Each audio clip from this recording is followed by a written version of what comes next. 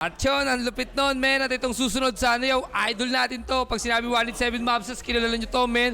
Kaya itong susunod, huwag mo nang patagalin. Bigyan mo na agad The Prophecy Beats to, pare. Yeah. Yo, Crisis. Come on, Crisis.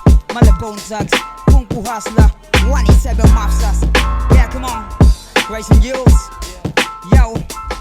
Kahit hindi ko sagarin, todo idiin. Kusa dun sa sabog. Bomba ang tanim, kaya ang madinig mo ko ay wag mong papalagpasin. Papakita ko kung paano pumalagsasin. Kalmado lang sa una na parang nagsindi. At habang tumatagal ay lalong tumitindi.